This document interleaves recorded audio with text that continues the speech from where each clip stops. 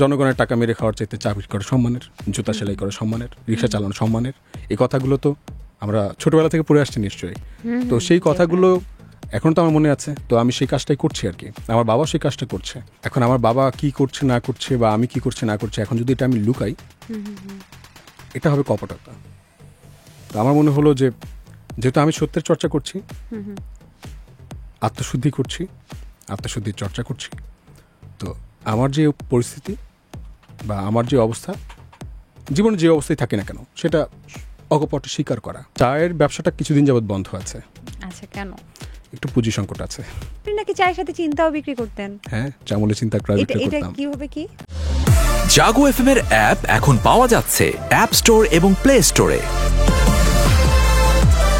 চা কেমন বিক্রি হচ্ছে এখন? চায়ের ব্যবসাটা কিছুদিন যাবৎ বন্ধ আছে। আচ্ছা, কেন? একটু পুঁজি সংকট আছে। চায়ের ব্যবসা পুঁজি সংকট থাকতে পারে না? আচ্ছা, চায়ের এই ব্যবসার কারণটা কি? চায়ের ব্যবসার কারণ তো অনেকবার বলেছি, একটু সংকট ছিল, আর্থিক সংকট থাকতে পারে না মানুষের। আচ্ছা আচ্ছা, তো এইগুলো আবার ভাইরাল হলো কি করে? এই যে রাস্তায় দাঁড়িয়ে দেখছে মানুষ চা বিক্রি করছে, অনেক মানুষই তো চা বিক্রি করে। এখন আপনি রাস্তায় দাঁড়িয়ে দেখছি, আপনি হঠাৎ করে একদিন দেখলেন আমি রাস্তায় দাঁড়িয়ে চা বিক্রি করছি। তো আমি যখন চা বিক্রি করছি, আমাকে কিন্তু মানুষ জানতো না যে আমি চা বিক্রি করছি। তো এটা মাঝখানে পরে মানুষ জানলো যে আমি চা বিক্রি করছি।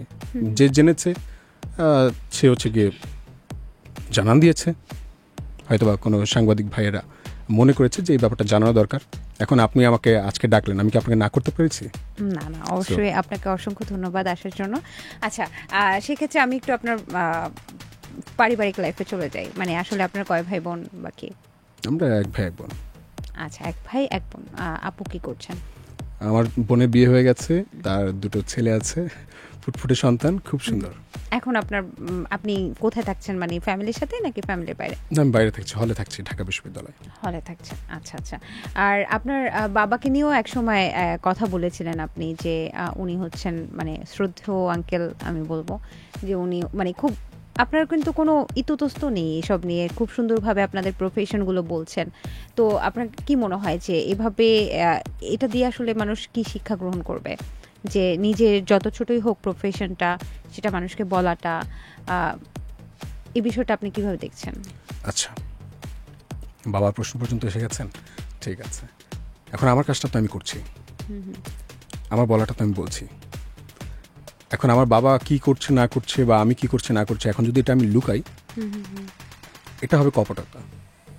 তো আমার মনে হলো যে যেহেতু আমি সত্যের চর্চা করছি, আত্মশুদ্ধি করছি, আত্মশুদ্ধির চর্চা করছি, তো আমার যে পরিস্থিতি বা আমার যে অবস্থা, জীবনে যে অবস্থায় থাকি না কেন, সেটা অকপটে স্বীকার করা এবং ভেঙে না পড়ে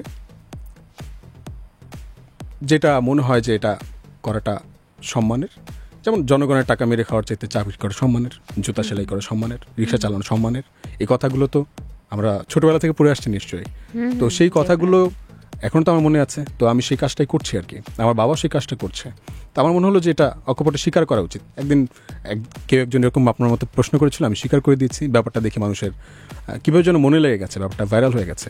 এর বেশি কিছু আমি বলতে পারছি না। ওই সময়টা একটু কথা শুনতে চাই যে যখন আসলে চা বিক্রি করতেন, এখন তো আর করছেন না, তাই না? তো তখন আসলে সময়টা কেমন ছিল? মানে অন্যান্য চা বিক্রেতাদের সাথে তো আপনার কথাবার্তা হতো বা ফ্রেন্ডরা দেখতো, প্রথমে নিশ্চয়ই এতটা মানে সম্মুখে বলতে পারেন নাই যে আমি চা বিক্রি করছি, রাইট? প্রথম তো একটু আনইজি লাগতো, একটু এটা সত্য, একটু আনইজি লাগতো। দেন মনে হলো যা হওয়ার হবে, দেখা যাবে। অন্তত কারো টাকা মেরে খাচ্ছি না। ইভেন এখানে আবার কিছু বিষয় থাকে, যেমন রনি ভাই, আপনি কি কাঁদছেন? না না না, এমন কিছু না, হ্যাঁ আমি ঠিক আছে।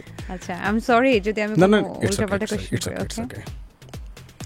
যেমন একটা আন্দোলন হলে হয় কি, দেখা যায় যে সাধারণত মানুষ যখন একটু পরিচিতি পেয়ে যায়, তখন তার কাছে অনেক রকম অপরচুনিটি চলে আসে, অপরচুনিটির অনেকগুলো রাস্তা বের হয়ে যায়।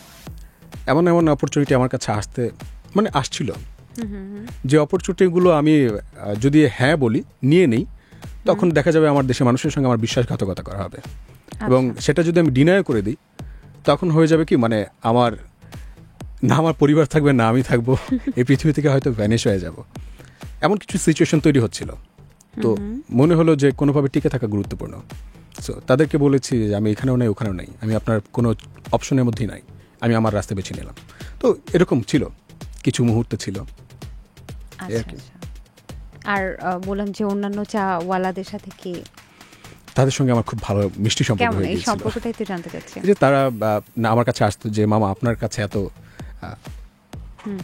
যে মামা আপনার কাছে এত মানুষ আসতেছে, বা আপনি এত সুন্দর করে সাজায় গুছায় চা দিচ্ছেন মানুষকে, এটা কিভাবে করছেন দেখায় দেন, বা মামা আপনার চাটা এরকম মজা কেন, আমাদেরকে একটু শিখাই দেন কি কি দেন। হ্যাঁ, তারপর হচ্ছে কি মানুষকে এই যে আপনি কিভাবে চা বানাতেন, মানে রং চা, দুধ চা, তারপর কফি সবকিছু কি না থাকতো? আমি একটা রং চা করতাম, এটার মধ্যে কিছু স্পেশাল কিছু মশলাপাতি দিয়ে করতাম। আপনি নাকি চায়ের সাথে চিন্তাও বিক্রি করতেন? হ্যাঁ, চামলে চিন্তা করা এটা এটা করতাম। কিভাবে কি? এই যে নানা রকম মানুষ তখন আসতো, আসার পর তারা নানা রকম প্রবলেম নিয়ে আসতো, যে ভাই আমি একটা বিপদে পড়েছি, বিপদ থেকে কীভাবে পরিত্রাণ পেতে পারি। তো তখন দেখা যেত যে চায়ের দোকানে বসে বসে আমরা ওই প্রবলেমগুলো নিয়ে নানা রকম প্রশ্ন করতাম, প্রশ্ন করে প্রশ্নগুলোর উত্তর খুঁজতাম, প্ল্যান করতাম, প্ল্যান করে তাকে একটা সলিউশন বের করে দিতাম, দেন হচ্ছে সেই প্রবলেমটা সে নিজে গিয়ে সলভ করতো। আচ্ছা। এরকম নানাভাবে চলছিল। দেখা গেছে যে আমার একটা ভালো সময় কাটতো, চাও বিক্রি করতাম, মানুষের সঙ্গে কথা বলতাম, একটা ইন্টারাকশন হতো। আচ্ছা, তখন নানা রকম নাকি অভিজ্ঞতা। এক ধারে আপনি একদিনে 2-3 লাখ টাকা রোজগার করে ফেলেছিলেন চা বিক্রি করে? না, এইরকম কথা আমি কখনোই বলিনি। আপনার চায়ের মূল্য কত ছিল? 10 টাকা করে। 10 টাকা করে? হ্যাঁ। আচ্ছা, শুধু রং চা, হ্যাঁ, সাথে চিন্তা আছে? চিন্তা আছে। বাহ, খুব চমৎকার। মানে এতদিন শুনতাম যে বৃষ্টির পানির চা, এখন চিন্তার চা। চিন্তার চা। আচ্ছা, তো চিন্তা মুক্ত করতেন মানুষকে। তো সেক্ষেত্রে আপনার কি অনেক বিক্রি হয়েছিল? এরকম হয়েছিল যে আশেপাশের অন্যান্য চাওয়ালা আর কোনো কাস্টমারই পাচ্ছে না, সবাই এসে রনি না, ভাইয়ের এমন কোনো চাই কিছু না। খাচ্ছে? না, এমন কোনো কিছু না। আমার তাহলে? ওখানে হ্যাঁ বিক্রি ভালো হতো, কিন্তু সবার কাছে অন্য সব চাওয়ালাদের কাছেও মানুষ যেত। আমার কাছে যারা আসতো তারা হয়তোবা যখন সোশ্যাল মিডিয়ার মাধ্যমে মানুষ জানলো যে ওখানে রনি ভাই আছেন, তো তখন হচ্ছে মানুষ এই জানার মাধ্যমে তারা একটা স্পেসিফিক একটা যারা কাস্টমার তারা চলে আসা শুরু করলো, তারা তাদের প্রবলেমগুলো নিয়ে আসলো। চা খেয়ে কি বলতো মানুষ? চা খেয়ে তো পজিটিভ ফিডব্যাক দিত। বাহ, তাহলে তো আপনি একজন সফল চা ব্যবসায়ী। হ্যাঁ, চায়ের ব্যবসাটা কন্টিনিউ করতে পারলে আমি মনে হয় ভালো কিছু করব। Jago FM 94.9